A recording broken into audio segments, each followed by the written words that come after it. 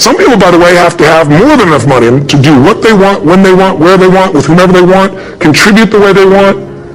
If that's their must, they find a way. I know that sounds overly simplistic, but it's true.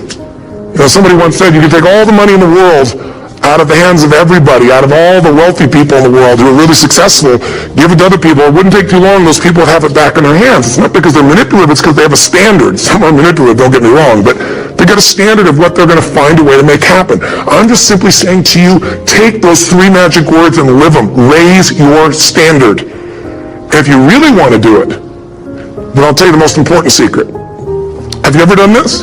Have you ever told yourself you raise your standard? Okay, I'm going to go make this happen. I'm going to go make this much money. I'm going to transform my kids. I'm going to create the ultimate relationship in my life. I'm going to transform my body, whatever it is.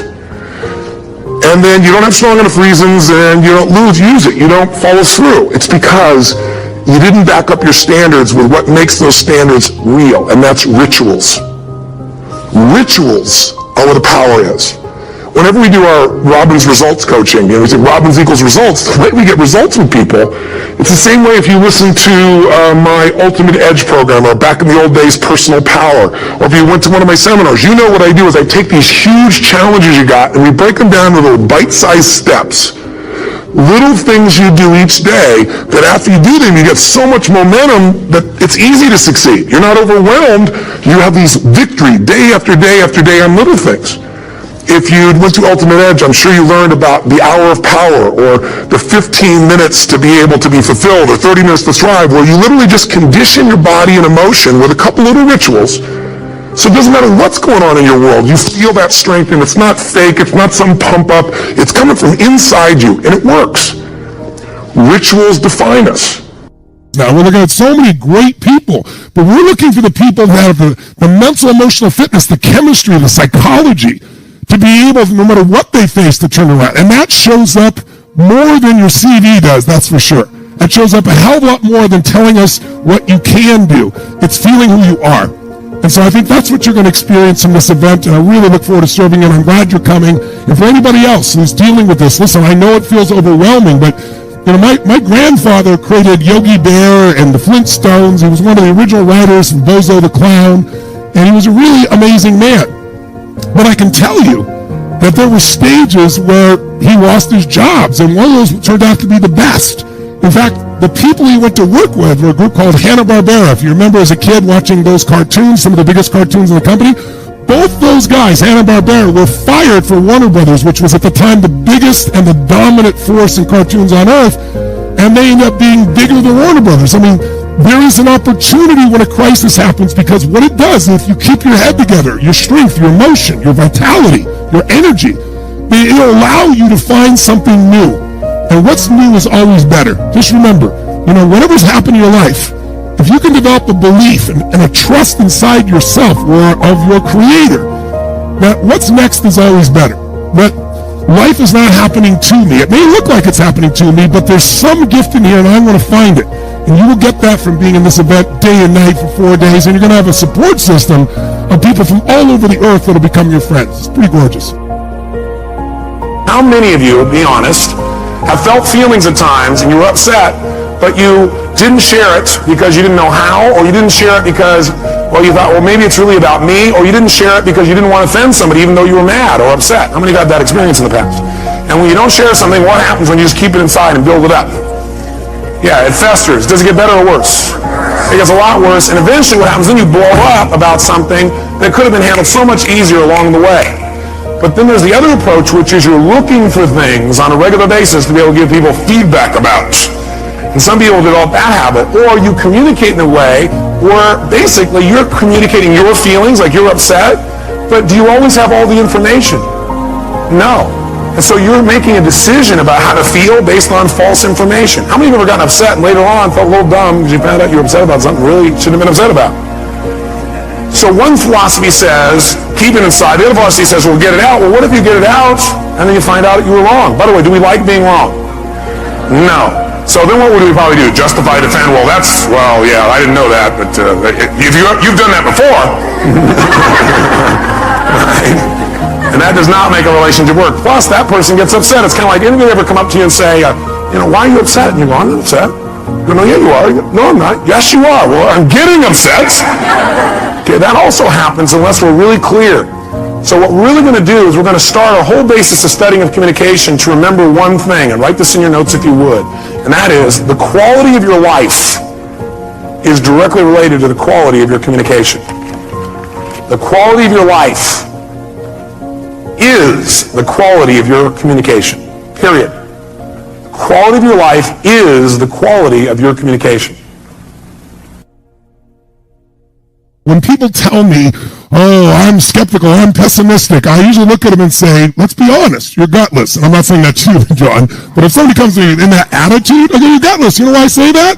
Because it doesn't take any guts to be negative. It doesn't take any guts to be pessimistic. It doesn't take any guts to be skeptical. It takes courage to have faith. It takes courage to say, I'm going to try something. Because what you're really telling me, brother, and I'm not being harsh on you, what you're really telling me is you're afraid of being disappointed, and I get it. So many things overpromise and underdeliver. So if you want to know who I am, you don't have to watch how my lips move.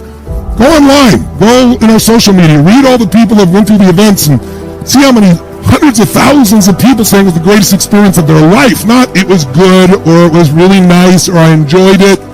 People say it changed my life. So don't ask me.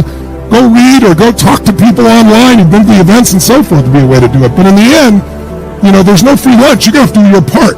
And you got to be willing to take a risk of some sort and bet on yourself, or you're not going to make progress. But I get it if you're skeptical. I'm not here to try to convince you in any way. But maybe talk to people who've had the experience, because it's easy to be skeptical, because really we all want certainty. And if I could give you my 2 cents, John, the quality of your life is in direct proportion to the amount of uncertainty you can comfortably live with. I'm going to say that again for all of you. Sounds really simplistic, but it's pretty profound in terms of when you understand what it really means. The quality of our lives is in direct proportion to the amount of uncertainty we can comfortably live with.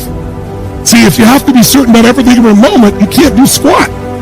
And if you're going to be alive, you got to grow, and you can't grow unless you're facing things where there's uncertainty. Whatever it takes, something's going to make you laugh, smile, something's going to tease yourself, but something's going to move you to another level. If you identify yourself in a new way and you own that every day, and that becomes the standard of how you live, you'll find the way to make that standard real. Money's the same way. Think about it. It doesn't matter what's happening, quote unquote, in the marketplace. People that make money...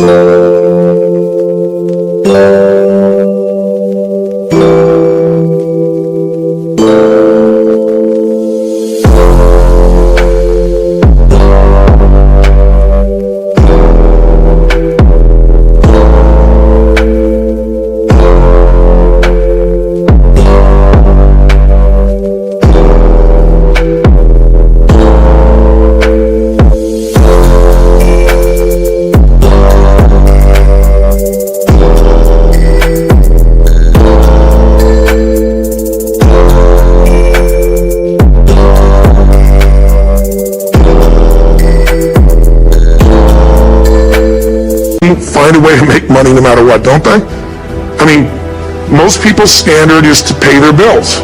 So that's what most people find a way to do, even when economic times get tough. Most people, if that's their absolute standard, they find a way. Some people's standard is pay their bills most of the time. And so most of the time they do. Some people's standard is not just to pay their bills, but to take care of their family and maybe even some of their friends. And they find a way. In fact, some people may be in a family where they don't have enough money, they barely have money to pay their bills. They work their guts out.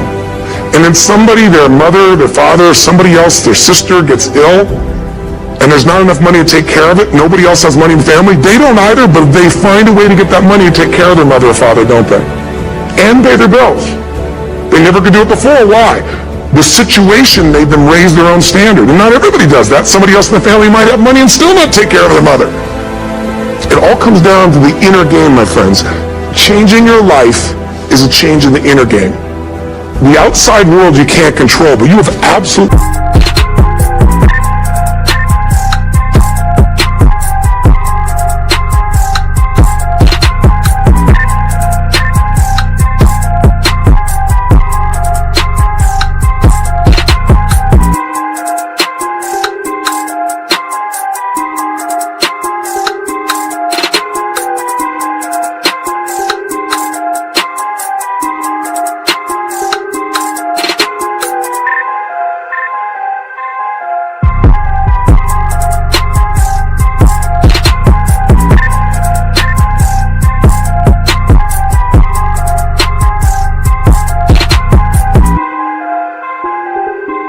control over this one if you learn the dynamics of what shapes you. And identity is one of those simple, clear, fundamental basics that if you start to shift it, everything else will shift in your life as well. What are you playing this game for? What's your passion? What's your drive? What's your purpose? What's your purpose for playing this game? Why are you doing what you're doing? If y'all gonna be great on that field, you gotta have a why. You gotta have a reason for why you do what you do. You are phenomenal. You are beyond measure. I need you to act like it. No alarm clock needed. My passion wakes me up. It becomes necessary for us to excel in this. It's not a hope anymore. It's not a preference. It's a must.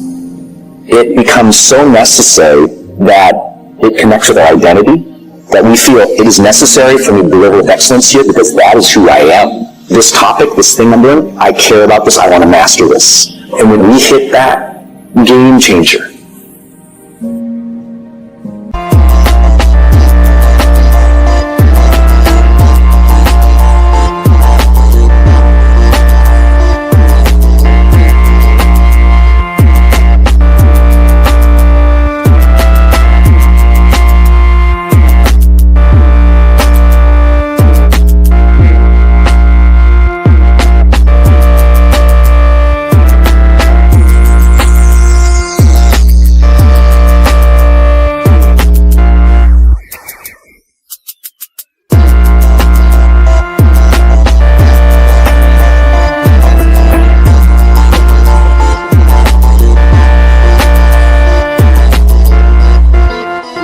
We all have two people. We have the easy voice, which is that very comfortable voice holding you saying it's going to be okay. Doesn't care how good you are, just loves you. Just loves you no matter how messed up you are in life. That's that voice that we all love. This other voice that we walk very far away from is a voice saying, hey man, you're not working your butt off hard enough. 95% of our decisions are made by how you feel in the moment. And that is the problem. Do you feel like getting up? No. Do you feel like making that cold call? No, you don't. Do you feel like doing that third set of reps? No, you don't. We make decisions based on our feelings, and that is robbing you of joy and opportunity.